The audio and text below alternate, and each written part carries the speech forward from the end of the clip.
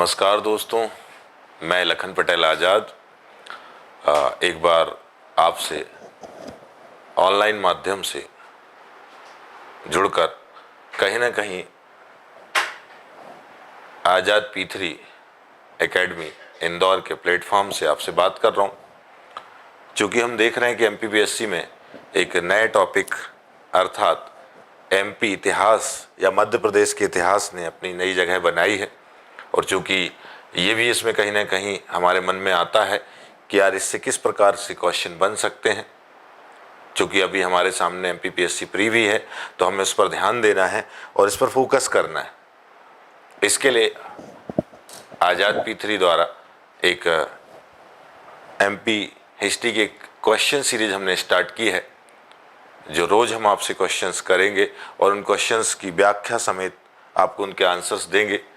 तो चलिए आज हम शुरू करते हैं हमारे मध्य प्रदेश के क्वेश्चंस पर। तो सबसे पहले हम इस पर पहला क्वेश्चंस लेते हैं, और वो क्वेश्चन है भीमबेटका को किसने खोजा। क्योंकि भीमबेटका अगर हम बात करें, भीमबेटका जो है मध्य प्रदेश का रायसेन जिला जो है उससे संबंधित है। अब भीमबेटका को पहले खोजा किसने, अक्सर ये क्वेश्चन आता रहता है। तो पहले हम ऑप्शंस पर चलते हैं। HD सांकलिया ने, या श्याम सुंदर निगम ने, या विष्णु वाकरकर ने, या राजबली पांडे जी ने। चूँकि इसका आंसर है हमारे हिसाब से जो है, इसका जो आंसर है आप लोग बता सकते हैं चाहें तो। चलिए मैं बताता हूँ आपको, डॉक्टर विष्णुधर वाकरकर साहब ने इसको खोजा। भीमबेटका के संबंध में अगर हम बात करें तो जैसे कि रायसेन के अब्दुल्लागंज के निकट भीमबेटका की गुफाएं स्थित हैं। ये पाषाणकालीन गुफाएं, पाषाणकालीन ये जो गुफाएं हैं, इनमें अगर हम बात करें तो निश्चित तौर पर अगर हम बताएं तो इनमें शैल चित्र प्राप्त होते हैं। पत्थरों पर बनाए गए चित्र प्राप्त होते हैं जो शैल चित्र हैं। उस समय की मनुष्य की प्रकृति, मनुष्य की प्रवृत्ति को वो दर्शाते हैं। उस समय के जो दौर का या उस समय का जो पाषाणकालीन जो समय रहा है, उसकी कहीं ना कहीं एक झलक हमको देखने को मिलती है। और ये जो भीमबेटका की गुफाएं हैं, इन्हें विश्व धरोहर सूची में भी 2003 में शामिल किया जा चुका है। विश्व धरोहर सूची में ये शामिल है। तो इससे प्रश्न यही बन सकता है कि भीमबेटका को किसने खोजा, भीमबेटका कहाँ पर स्थित है, और अगर देखा जाए तो इसे विश्व धरोहर सूची में कब शामिल किया गया। तो मैं सारे आंसर्स आपको दे चुका हूँ। विष्णुधर वाकरकर साहब ने खोजा, रायसेन अब्दुल्लागंज में स्थित है, पाषाण काल से संबंधित है, शैल चित्र यहाँ से प्राप्त हुए हैं। साथ ही साथ यहाँ पर क्या है, अगर मैं आपको बताऊँ तो 2003 में इसे विश्व धरोहर सूची में शामिल किया गया। चलिए ये पहला क्वेश्चन था। नेक्स्ट क्वेश्चन पर हम चलते हैं, और वो क्वेश्चन है कि भारत में इंग्लैंड का ऐसा कौन सा राजदूत आया था जो जहांगीर, मुगल सम्राट जहांगीर से मिलने के लिए अजमेर से मांडू तक आ गया। चूंकि हमें पता है भारत में अंग्रेज आए, और जैसे हमने देखा कि वो अंग्रेज जो थे वो भारत में व्यापार की अनुमति लेना चाहते थे। और इस समय देखें हम तो जहांगीर था, और जहांगीर के पीछे पीछे एक अंग्रेज राजदूत मांडू तक आ गया। तो हमारे पास ऑप्शंस में है Robert Clive, sir Thomas Roe, Lord Astor, और अगला ऑप्शन है लॉर्ड डलहौजी। ये लॉर्ड डलहौजी है। तो यहां पर क्या हुआ, हमारे पास जो ऑप्शंस हैं उसमें से हमें चूज करना है। इसका आंसर है सर थॉमस रो। सर थॉमस रो जो है एक ऐसा राजदूत था जो जहांगीर के पीछे पीछे अजमेर से मांडू तक आया। एक्चुअल क्या हुआ कि जब 1600 में 1600 में ईस्ट इंडिया कंपनी की स्थापना हुई, तो वो भारत की ओर व्यापार के लिए आकर्षित हुई। और अगर हम देखें तो 1608 में कैप्टन हॉकिंस हेक्टर नाम के जहाज से भारत आया। जब वो हेक्टर नाम के जहाज से भारत आया तो वो जहांगीर के दरबार में आया, लेकिन जहांगीर के दरबार में उसे कोई विशेष सफलता प्राप्त नहीं हुई। हालांकि जहांगीर ने उसे इंग्लिश खां या फिरंगी खां बुलाया? सर टॉमस रो को। उसके पश्चात यहां पर और भी अंग्रेज आए, लेकिन जिसे भारत में सफलता प्राप्त हुई वो था सर टॉमस रो। 1615 के लगभग, 1615 के लगभग अगर हम बात करें, इसने जहांगीर की वाइफ नूरजहां को गिफ्ट भी दिए, उपहार भी दिए, और इसे अनुमति प्राप्त हुई भारत में व्यापार करने की।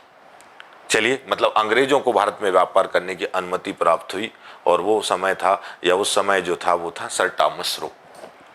अगले क्वेश्चन पर चलते हैं। अगला क्वेश्चन जो हमारा है वो है 1857 की क्रांति के समय भोपाल का नवाब या भोपाल का शासक या भोपाल की शासिका कौन थी? हमारे सामने ऑप्शंस हैं।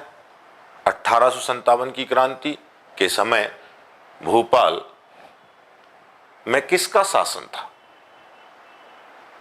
तो हमारे पास ऑप्शंस में है कुदसिया बेगम,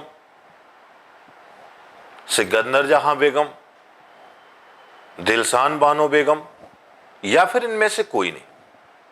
क्योंकि चलिए, वहां पर तो आपके सामने आंसर्स थे, नीचे आंसर्स लिखा भी आ रहा था, लेकिन हमने वो आंसर्स भी अब यहां से खत्म किए, क्योंकि वो शुरुआत थी। वो 2 क्वेश्चंस में आंसर भी दिए गए, व्याख्याएं भी दी गई। अब मैं आपसे पूछता हूं, आप बताइए। चलिए, कई लोग जवाब दे भी रहे हैं, अच्छी बात है। तो जैसे कि हमने कहा कि 1857 की क्रांति के समय भोपाल में किसका शासन था, तो वो थी सिकंदर जहां बेगम। सिकंदर जहां बेगम का यहाँ पर शासन था। एक्चुअली भोपाल की अगर हम बात करें तो भोपाल जो रियासत थी, इसमें सिकंदर जहां बेगम थी। सिकंदर जहां बेगम के विरोध में सीहोर और कुछ और ऐसे जो आसपास की रियासतें थी, वो चाहती थी इसे कहीं ना कहीं अपने प्रभाव में ले। और ये सिकंदर जहां बेगम जो थी, इन्होंने भारत उस समय जो परतंत्रता की बेड़ियों में जकड़ा हुआ था, और 1857 की क्रांति में ऐसा हो रहा था कि इन बेड़ियों को तोड़ने का प्रयास किया जा रहा था, लेकिन इन्होंने 1857 में विद्रोहियों का साथ ना देकर कहीं ना कहीं अंग्रेजों का साथ दिया। तो भोपाल रियासत, ग्वालियर रियासत, और अगर हम देखें तो और भी कुछ ऐसी रियासतें थी जैसे हैदराबाद या जींद रियासत, इन्होंने कहीं ना कहीं क्या किया था, अंग्रेजों का साथ दिया था। तो भोपाल भी इस समय अंग्रेजों के साथ था। और जब 1857 का समय था, उस समय सिकंदर जहां बेगम यहाँ की शासिका थी। चलिए, ये सवाल आपको समझ में आ गया होगा, जवाब भी समझ में आ गया होगा। नेक्स्ट क्वेश्चन की ओर हम बढ़ते हैं। अगला क्वेश्चन है जो बहुत फेमस क्वेश्चन है, अनेकों बार एग्जाम में आ चुका है, अनेकों बार कंपटीशन एग्जामों में इसे देखा जा चुका है। तो वो है क्वेश्चन, मेरा ध्यान दीजिएगा, बहुत इंपॉर्टेंट क्वेश्चन है। तात्या टोपे को फांसी कहां दी गई? मैक्सिमम लोग आंसर दे रहे हैं, बहुत अच्छी बात है। तात्या टोपे को फांसी कहां दी गई? बिना ऑप्शन बताए ही ऑप्शन आंसर्स मिल रहे हैं, बहुत अच्छी बात है। शिवपुरी, श्योपुर, शहडोल या फिर सिवनी में। 4 ऑप्शन आपके पास हैं, शिवपुरी, श्योपुर, शहडोल या अगला ऑप्शन है सिवनी। चलिए, इनको फांसी दी गई थी शिवपुरी में। तात्या टोपे अगर हम बात करें, इन्हें रामचंद्र पांडुरंग भी कहा गया। ये महारानी लक्ष्मीबाई और कानपुर के नाना साहब के गुरु भी कहलाए। इन्होंने पहले नाना साहब का साथ दिया, लेकिन नाना साहब जब नेपाल की ओर पलायन कर गए तो ये झांसी की रानी अर्थात लक्ष्मीबाई के पास आए, उनका इन्होंने साथ दिया, अंग्रेजों के साथ संघर्ष करते रहे। और जब ये लोग नहीं रहे तब भी तात्या टोपे गोरिल्ला पद्धति के माध्यम से, गोरिल्ला पद्धति को सबसे ज्यादा फेमस करने वाले थे बाजीराव प्रथम। हालांकि गोरिल्ला पद्धति पहले से देखी गई, बट सबसे ज्यादा फेमस करने वाले थे बाजीराव प्रथम। यहां पर अगर हम बात करें तो तात्या टोपे ने भी गोरिल्ला पद्धति, एकदम से आक्रमण करना, छुपकर आक्रमण करना, इस माध्यम से, क्योंकि इनके पास उतने उस समय सैनिक नहीं थे, इतने विद्रोही लोग नहीं थे, लेकिन फिर भी अंग्रेजों से सतत रूप से इन्होंने संघर्ष किया। लेकिन एक मानसिंह नामक एक गद्दार की वजह से इन्हें पकड़ लिया गया।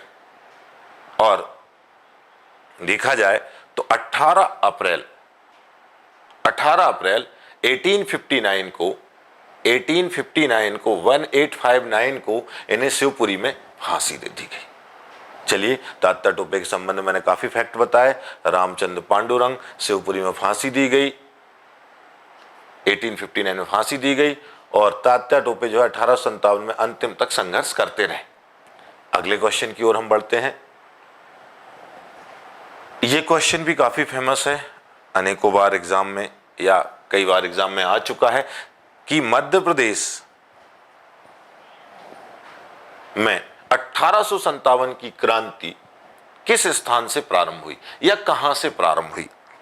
इसमें भी अगर मैं देख रहा हूं तो मैक्सिमम लोग जो है वो बिना ऑप्शन दिए ही आंसर्स लिख रहे हैं, बहुत अच्छी बात है, या आंसर्स उसमें टाइप कर रहे हैं, मुझे आंसर दे रहे हैं, अच्छी बात है।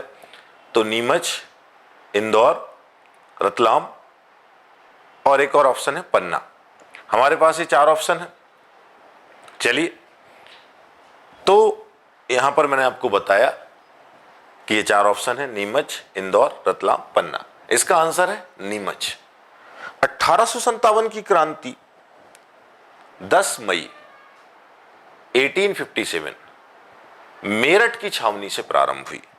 जब ये प्रारंभ हुई तो वहां से इसकी हलचलें मेरठ के अलावा बिहार हो, मध्य प्रदेश हो या अन्य राज्यों में भी इसकी लहरें फैली, या कहीं ना कहीं ये विद्रोह जो था अन्य स्टेटों में भी देखा गया। और मध्य प्रदेश में 3 जून 1857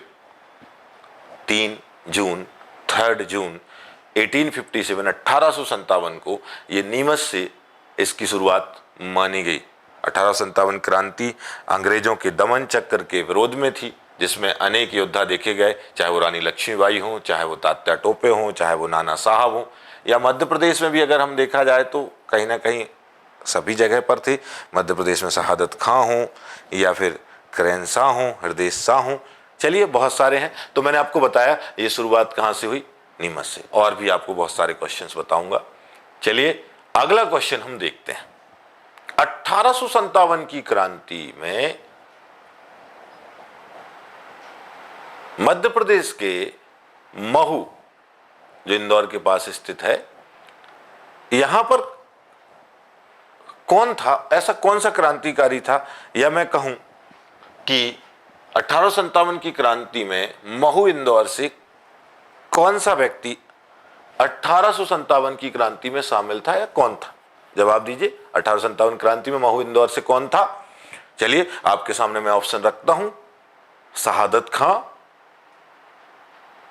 बख्तार सिंह, करेन शाह, नरवर शाह। तो 1857 की क्रांति में महू इंदौर से कौन था? तो इसका आंसर है शहादत खां। शहादत खां ने मध्य प्रदेश महू क्षेत्र और इंदौर क्षेत्र में कहीं ना कहीं जो है 1857 के विद्रोह को संभाला। इंदौर रेसिडेंसी क्षेत्रों पर हमला कर अंग्रेजों को खदेड़ा। कहीं ना कहीं अगर देखा जाए तो शहादत खां जो हैं, इनकी जो हम कब्र कहें वो मध्य प्रदेश लोक सेवा आयोग के सामने ही स्थित है। तो ये शहादत खां थे जिन्होंने महू इंदौर से 1857 की क्रांति का नेतृत्व संभाला। चलिए बहुत अच्छी बात है, आप लोगों के आंसर्स भी मुझे आ रहे हैं। नेक्स्ट क्वेश्चन पर बढ़ते हैं, क्योंकि हम देख रहे हैं लगातार हमारे लिए परीक्षा उपयोगी क्वेश्चंस इस प्लेटफॉर्म से हमें प्राप्त हो रहे हैं, ध्यान रखिएगा। आगे बढ़ते हैं। आगे है मध्य प्रदेश का ढिलवार, जो नरसिंहपुर डिस्ट्रिक्ट में है, नरसिंहपुर जिले में है, एक रियासत थी उस समय। यहां से कौन सा व्यक्ति संबंधित था जिसने 1857 की क्रांति में भाग लिया?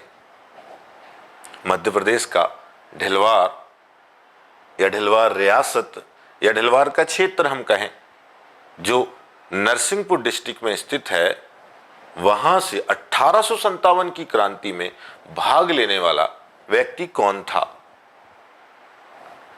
डेलन शाह, नरवर शाह, करेन शाह या हृदय शाह?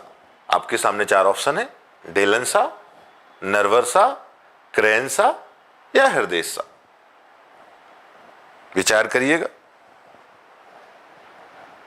चलिए आंसर्स मुझे प्राप्त हो रहे हैं, कुछ लोग आंसर दे रहे हैं, कुछ नहीं भी दे रहे हैं, तो चलिए उसको सुनिए, समझिए और जानिए कि इसका आंसर क्या है। इसका आंसर है डेलनसा।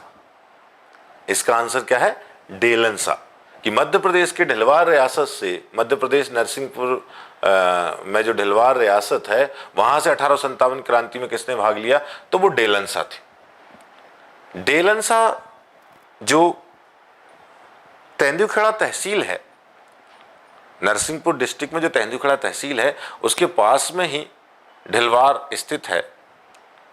यहां पर डेलनसा थे और डेलनसा ने 1857 की क्रांति और उससे पहले जो 42 वाले विद्रोह थे उसमें भी कहीं ना कहीं भाग लिया डेलनसा। और वहीं मदनपुर क्षेत्र में वहां नरवर शाह भी थे।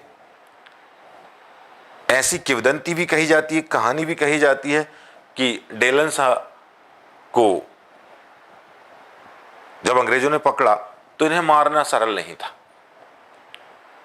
मतलब इन्हें जब भी मारने का प्रयास किया जाता कहीं ना कहीं इनका बचाव हो जाता। तो एक कहानी है, मे भी हो या ना हो, सही हो, बट एक कहानी है जो मैंने सुनी हुई है, वो आपसे शेयर कर रहा हूं। अपन को तो आंसर देखना है। आंसर इस समय कौन है? डेलनसा है। कहते हैं कि उनके पास कुछ ऐसा था जो, या उनके कहते हैं कि उनके पास कुछ ऐसा था जिससे कि कहीं ना कहीं उनकी जो है मृत्यु की स्थितियां नहीं हो पाती थी। अब जो भी हुआ हो, ऐसा बताते हैं, स्थानीय किंवदंतियां हैं। उनके पैर में कुछ, उन्होंने उनके थाई में ऐसा कुछ छिपा के रखा था जिससे निश्चित तौर पर उन्हें मारना सरल नहीं था। जब अंग्रेजों ने बार बार प्रताड़ना दी तो उन्होंने, कहते हैं, वो बताया, वो निकाला गया थाई से, उसके बाद उनको फांसी दी गई। अब एक किंवदंती है, बट मैं तो आपको एक याद करने के लिए बता रहा हूँ।